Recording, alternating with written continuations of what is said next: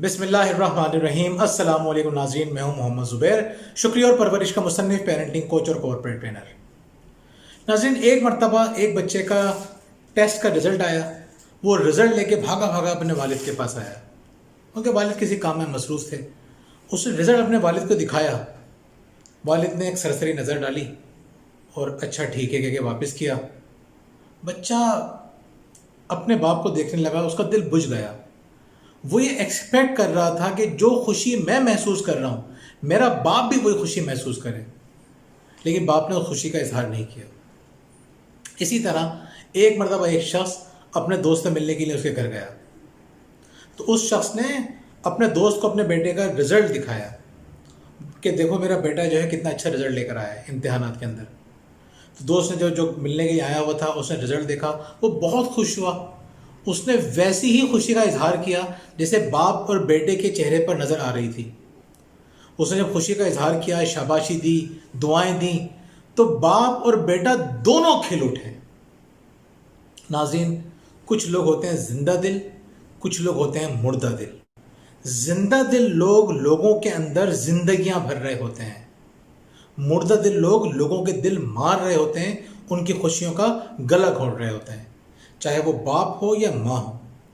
हमें कितनी माएँ ऐसी नज़र आती हैं कि बच्चे तख्लीकी काम कर रहे होते हैं, अच्छे काम कर रहे होते हैं, अपने क्रिएटिविटी जाहिर कर रहे होते हैं, लेकिन माँओं को लगता है कि उन्होंने कोई नुकसान कर दिया, उनका काम बढ़ा दिया, और वो बच्चों को डांटती हैं, डपटती हैं, खुशी का और मोहब्बत का इजहार नहीं करती।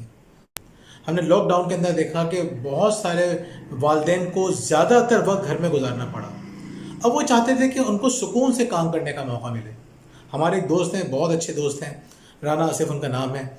वो कहने लगे कि जब मैं घर में काम करता था तो मेरे लिए बड़ा मुश्किल वक्त था, क्योंकि बच्चे बार बार आते हैं अपनी चीज़ें शेयर करने के लिए, बच्चे शोर भी कर रहे होते हैं, बच्चे डिस्टर्ब भी कर रहे होते हैं। तो मेरे जहन में कभी आता था, मैं बच्चों से कहता था यार मुझे खामोशी से काम करना है, तो मैं काम कर रहा हूँ, लेकिन मैं बच्चों से ये बात नहीं कहता था। क्यों नहीं कहता था?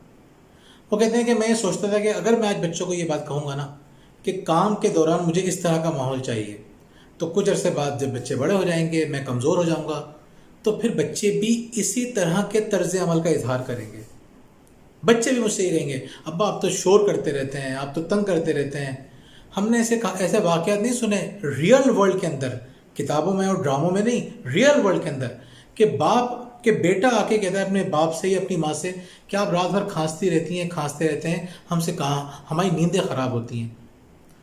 किस कदर दिल दहला देने वाली बात होगी ये, किस कदर तकलीफ दे जुमला होगा ये माँ के लिए या बाप के लिए। लेकिन क्यों बच्चों ने या तो माँ बाप से या माहौल से या ड्रामों से ये चीज़ें सीख ली थी। क्या सीखा था कि ऐसा माहौल होना चाहिए, और अगर इस माहौल को कोई ख़राब करे तो उसको इस तरह से चुप करवाना चाहिए। नाज़रीन, जिंदा दिल लोग बच्चों की ज़िंदगी में ज़िंदा होते हैं। मुर्दा दिल लोगों से बच्चों को बाज़ औक़ात कोई फ़र्क नहीं पड़ रहा होता। ज़िंदा और मुर्दे का बड़ा वाज़ेह फ़र्क समझना चाहते हैं ना, तो आप इस तरह समझिए कि आपने ये बात दर्जनों दफ़ा सुनी होगी, कुरान के करीम में मौजूद है कि गीबत करना ऐसे है जैसे मुर्दा भाई का गोश्त खाया जाए। कभी आपने तसव्वुर किया कि ये बात क्यों कही जाती है कि मुर्दे भाई का गोश्त खाया जाए? मुर्दा भाई की ताबीर क्यों, मुर्दा से क्यों ताबीर दी गई? इसलिए दी गई कि जिसकी तुम गीबत कर रहे हो वो तुम्हारा भाई है ना, ये तुम्हारी बहन है ना, जिसकी तुम गीबत कर रहे हो, और वो फिज़िकली यहाँ पे मौजूद नहीं है। गीबत किसी की गैर मौजूदगी में होती है, वो फिज़िकली यहाँ मौजूद नहीं है, और तुम गीबत कर रहे हो यानी उसके किरदार को नोच रहे हो, उसके किरदार को नुकसान पहुँचा रहे हो, उसकी शख्सियत को नुकसान पहुँचा रहे हो। वो अपना दिफा नहीं कर सकता, वो मुर्दा है, वो यहाँ मौजूद नहीं है। इसीलिए कहते हैं कि गीबत करना ऐसे जैसे किसी मुर्दा भाई का गोश्त खाना। नाज़रीन, जो मौजूद नहीं होता, कि जिसकी मौजूदगी से फ़र्क नहीं पड़ रहा होता, वो हमारे लिए एक तरह से मुर्दा होता है। तो अगर आप अपने बच्चों की ज़िंदगी में खुशियाँ नहीं भर रहे हैं, अगर आप अपने बच्चे की ज़िंदगी में आसानियाँ लेकर नहीं आ रहे हैं, तो इसका मतलब आप उनके लिए ज़िंदा नहीं है।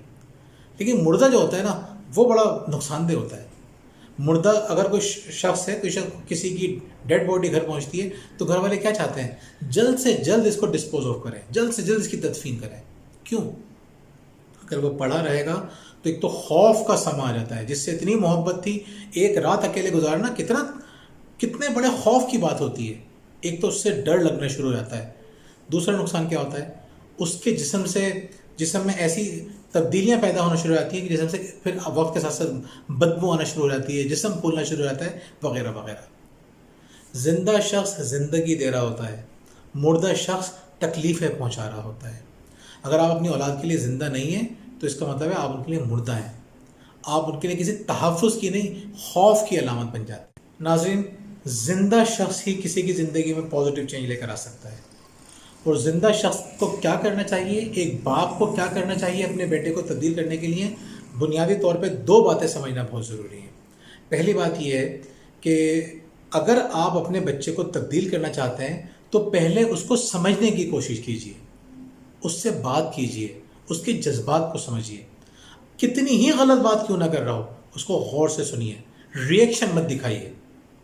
اگر اس نے کوئی ایسی بات کی جس سے پہ آپ کو شدید دکھ ہوا، شدید غصہ آیا، اور آپ کو لگا کہ میرا بچہ تو میرے ہاتھ سے نکل جائے گا، یہ کتنی غلط بات کر رہا ہے، آپ نے اگر اس طرح کا ریئیکشن دکھایا، اگلی دفعہ وہ آپ سے ساری باتیں اپنی چھپا جائے گا، یہ چھپائی جائے گی. تو آپ کو کیا کرنا ہے، وہ کتنی ہی ناپسندیدہ بات کرے، پہلے تحمل سے سنیے، پھر اس سے بات کیجیے. 2 باتیں آپ کو کیا کرنی ہے. پہلی بات تو یہ کرنی ہے، اس کو سمجھنے کے لیے اس سے سوال جواب کیجیے، اس کی باتوں کا عقلی جواب دیجیے، تحمل سے بیٹھ کے اس سے گفتگو کیجیے، بات چیت کیجیے. جیسے جیسے بچہ اپنے آپ کو اپ گریڈ کر رہا ہے، والدین کو بھی چاہیے اپنے آپ کو اپ گریڈ کریں. تو پہلا طریقہ تو یہ ہے کہ اس کی عقلی سوالات کا عقلی جواب دیجیے، اور بالکل تحمل سے دیجیے. ماں باپ کے پاس جواب نہیں ہوتا، وہ غصہ کرتے ہیں، بچہ بھی غصے میں آ جاتا ہے، بحث ہوتی ہے، پھر ان کے تعلقات خراب ہو جاتے ہیں اور بچے کی اصلاح کا راستہ بند جاتا ہے. لیکن ناظرین، بہت سارے بچے ایسے ہوتے ہیں جو اپنے ماں باپ سے آگے نکل جاتے ہیں. ان کی آرگیومنٹ کا، ان کے دلیل کا، استدلال کا جو انداز ہے وہ ماں باپ سے زیادہ مضبوط ہو جاتا ہے. ماں باپ ان سے بحث میں نہیں جیت سکتے. ناظرین، اگر آپ بحث میں نہیں جیت سکتے نا تو آپ محبت سے جیت سکتے ہیں. آپ بچے سے ہمدردی کر کے جیت سکتے ہیں. اگر آپ بچے سے عقلی طور پہ بات نہیں کر پا رہے ہیں تو محبت کی زبان میں بات کیجیے، نچھاور کر دیں محبت، کانفیڈنس سے اس سے بات کریں محبت کی زبان میں. محبت کی زبان میں بھی بڑا کانفیڈنس ہوتا ہے. محبت سے بات کیجیے، اس سے ڈسکشن کیجیے، ہنسی مذاق کیجیے، اس کی باتوں کو انجوائے کیجیے. باتوں میں آپ دیکھیں گے کہ وہ آپ کی باتوں کو سمجھنے کے قابل ہو جائے گا، یا کم از کم اس کی تبدیلی کی چانسز رہیں گے. وہ یہ سمجھ جائے گا کہ میرے ماں باپ کو اس سے تکلیف ہو رہی ہے. ناظرین، سمجھنا اتنا ضروری ہے. آپ دیکھیں کہ ایک مرتبہ، ابھی کتنی زبردست مثال ہے، ایک مرتبہ ایک شخص نبی کریم صلی اللہ علیہ وآلہ وسلم کے پاس آتا ہے اور کہتا ہے کہ میں ایمان لانے کے لیے تیار ہوں، میں آپ کی ساری باتیں مانوں گا، سارے غلط کام چھوڑ دوں گا، لیکن آپ مجھے زنا کی اجازت دیجیے. اب آپ سوچیں جو صحابہ کرام بیٹھے ہوئے وہاں تشریف فرما تھے، ان کو کتنا غصہ آیا ہوگا. ایک پاکیزہ ماحول ہے اور کس ہستی سے وہ کیا سوال کر رہے ہیں. لیکن نبی کریم صلی اللہ علیہ وسلم کا انداز بالکل جدا تھا سب سے. وہ سامنے والے کی پرابلم کو سمجھتے تھے کہ ایک شخص ایک گناہ کے اندر اتنا بری طرح ملوث ہے کہ اس کے لیے چھوڑنا اتنا مشکل ہے. تو وہ غصے میں نہیں آ گئے. آپ نے فرمایا کہ ہاں تمہیں اجازت تو ہوگی، لیکن تم مجھے بتاؤ کہ تم کس کے ساتھ زنا کرو گے، اپنی ماں کے ساتھ، اپنی بہن کے ساتھ، اپنی بیٹی کے ساتھ. وہ ایک دم چونک گیا کہ یہ کیا بات کر رہے ہیں آپ. حضور نے بڑی ہمدردی سے کہا کہ تم جس کے ساتھ بھی کرو گے، کسی کی بہن ہوگی نا، وہ کسی کی بیٹی ہوگی، کسی کی ماں ہوگی. تو جب تم یہ برداشت نہیں کرتے کہ کوئی تم اپنے ماں کے ساتھ، یہ تمہاری ماں کے ساتھ کوئی ایسا کچھ کرے، تم کسی کے ساتھ کیوں کر رہے ہو. ناظرین، اس کی بات سمجھ میں آ گئی.